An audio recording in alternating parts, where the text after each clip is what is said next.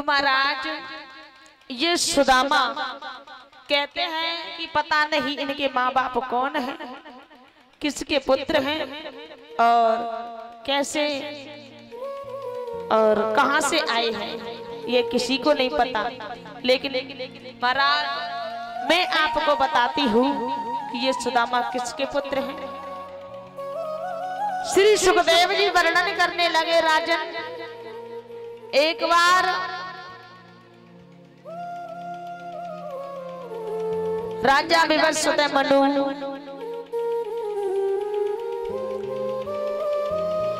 मनु महाराज और शत्रुपा को सृष्टि की सर्जना करने के लिए आदेश मिला। लेकिन महाराज जब जैसे कि आदेश मिला तो सृष्टि में बढ़ते हुए सूर्यवंश में बड़े बड़े राजा हुए और महाराज एक से एक बढ़ करके बलवान भी हुए। श्री सुखदेव जी वर्णन करने लगे कि हे राजन, उनमें से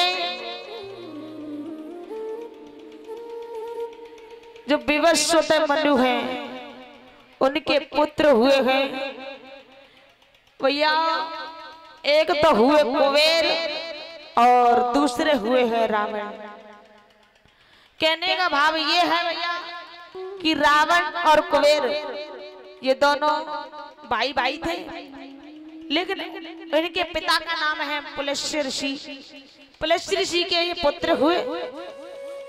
पुलस्त्य ऋषि की दो पत्नियां थी, एक के हुए हैं रावण विभीषण और कुंभकर्ण और शूर्पणखा एक पुत्री हुई, और एक पत्नी जो है उनके गर्भ से हुए हैं केवल कुबेर।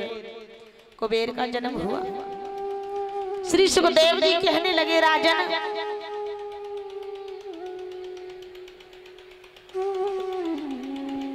तुम्हारा कुबेर जो है उनके 3 पत्नियां हैं,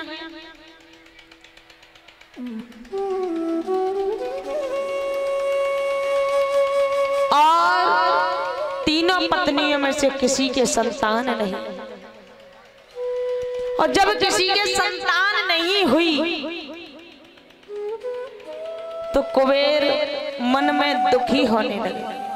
लेकिन समय व्यतीत होने पर सबसे छोटी रानी के गर्भ से एक पुत्र पैदा हुआ। तो महाराज जब पुत्र पैदा हुआ तो कुबेर भंडारी को बहुत खुशी हुई, आनंद मिला।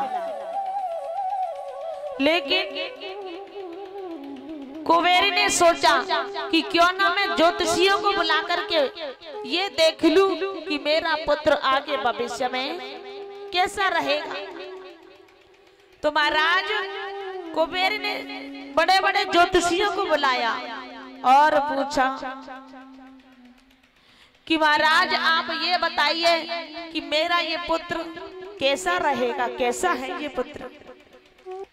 तो जैसे ही ज्योतिषियों ने कुंडली देखी तो महाराज एकदम से चुप हुए, और जैसे कि शांत ज्योतिषी शांत हुए तो कुबेर भंडारी पूछने लगे, क्या बात है ब्राह्मण देव, आप बताइए। ब्राह्मणों ने कहा कि आप राजा पूछेंगे नहीं तो वो अच्छा रहेगा, आप हमें ये मत पूछो कि ये कैसा पुत्र है। लेकिन राजा अगर आप नहीं मानते हो तो मैं आपको बता देता हूँ, राजन ये आपका पुत्र गरीब है। इसकी भविष्य रेखा कहती है, इसकी मस्तक रेखा कहती है भविष्य में जाकर के ये इतना गरीब हो जाएगा कि इसके घर में खाने के लिए कुछ नहीं रहेगा, शाम को है तो सवेरे के लिए नहीं है। और राजन अगर आपने इसके मुख को देख लिया, इसके मुख को देख लिया तो आप भी दरिद्र गरीब हो जाओगे। एकदम से कुबेर कहने लगे, मैं गरीब हो जाऊंगा, मैं संसार के भंडार भरने वाला कुबेर भंडारी और मैं गरीब हो जाऊंगा। बोले हाँ महाराज, आप इसके मुख को देख मत लेना। कुबेर रोने लगे, कि अब तक तो कोई संतान नहीं हुई, लेकिन हुई तो ऐसी संतान हुई। पता चला रानियों को, रानियां भी रोने लगी। सबसे छोटी रानी जो है उनके पुत्र हैं, उनसे जाकर के कहा कि रानी, इस पुत्र को हमें जल्लादों को दे देना चाहिए, क्योंकि ये पुत्र तो आगे चल करके, और देवी अगर मैंने इनको देख लिया, इस पुत्र को देख लिया, तो मैं भी गरीब हो जाऊंगा। तो महाराज जैसे ही कहा, रानी रोने लगी, लेकिन जबरदस्ती छीन करके उस बच्चे को कुबेर जी ले गए और ले जाकर के महाराज दे दिया है जल्लादों को, और कह दिया कि जाओ और इस पुत्र को मार दो। श्री सुखदेव जी वर्णन करने लगे, राजन जैसे ही आदेश दिया तो जल्लाद जा रहे हैं बेचारे। जैसे ही जाने लगे, रास्ते में सोचने लगे ये मासूम है, इस बेचारे ने हमारा क्या बिगाड़ा है और हम इसे क्यों मारेंगे, हमें मारना नहीं चाहिए। सोचते हुए जा रहे हैं तो दूसरे ने कहा कि भैया ऐसा करो कि ये मासूम है और हम इसे मार नहीं सकते, आप वापस ले जा करके राजा कुबेर को दे दो और कह देना कि ये मासूम बच्चे की हत्या हमसे नहीं की जाती। दूसरा कहने लगा, नहीं भैया, हम इसे लौट करके दे नहीं सकते, शायद राजा हमारे हाथ से ले ले और दूसरों के हाथों से मरवा दे, इसलिए इसे लौटा कर नहीं ले जाएंगे। सोचने लगे कि इस बच्चे को क्या करें, अगर हम मार देंगे तो हमें पाप भी लगेगा, इसलिए हम इस बच्चे को मार नहीं सकते। तो दोनों की बुद्धि, दोनों के विचार आपस में विचार करने लगे। दूसरे ने कहा कि भैया कोई बात नहीं, मासूम बच्चा है, इसे हम मार तो नहीं सकते हैं, चलो किसी गांव के सहारे इसे छोड़ देंगे तो कोई उठा ले जाएगा। श्री सुखदेव जी वर्णन करने लगे, राजन जब ये इस बच्चे को लेकर के आए, लेकिन आए कहां, जहां बाबा द्रियोदास का खिरक था, जो गोकुल में रहते थे, गोकुल नगरी के द्रियोदास महाराज जो है, बाबा द्रियोदास के खिरक के पास इस बच्चे को छोड़ दिया। लेकिन वहां भैया एक सुदा नाम की गाय भी बंधती थी, जिस खूंटे के पास इस बालक को छोड़ा गया, रखा गया, उसी खूंटे से एक सुदा नाम की गाय को बांध दिया करते थे। श्री सुखदेव जी वर्णन करने लगे, राजन उस गाय के खिरक में इस बच्चे को डाल दिया। तो महाराज जब सुबह हुआ तो भूख के कारण ये बच्चा जोर जोर से रोने लगा,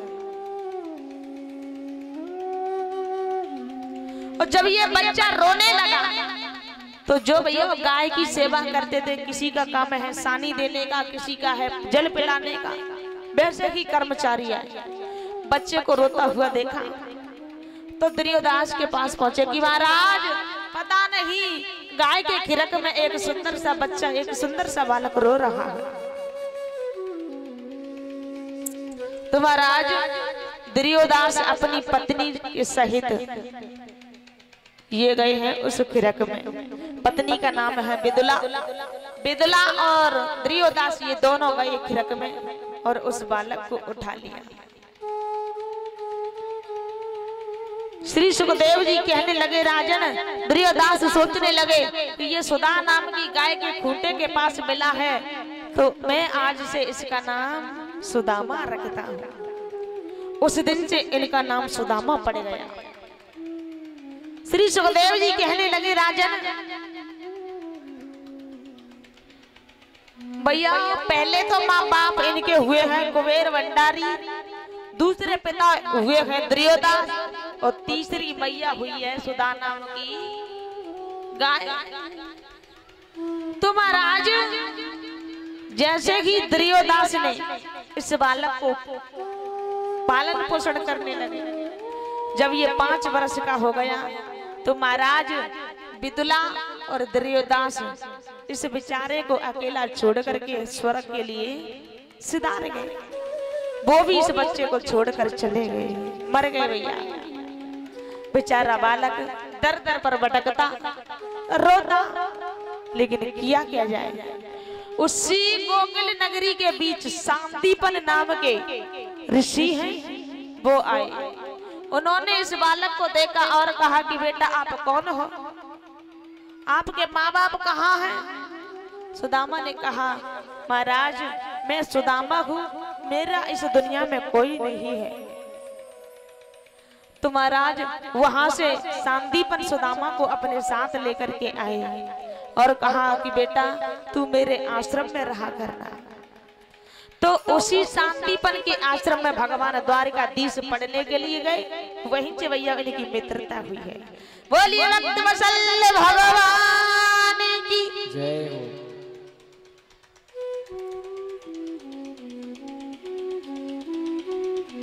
श्री सुखदेव जी वर्णन करने लगे, राजन उसी दिन से इनकी मित्रता हुई और आज भगवान से मिलने के लिए जा रहे हैं। नाव में बैठे हैं दोनों भक्त और भगवान, लेकिन त्रेता में तो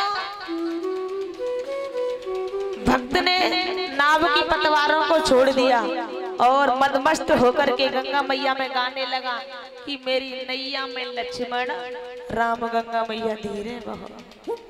और यहाँ भगवान ने पतवार को छोड़ दिया और मस्त होकर के गाने लगे और कहने लगे कि भैया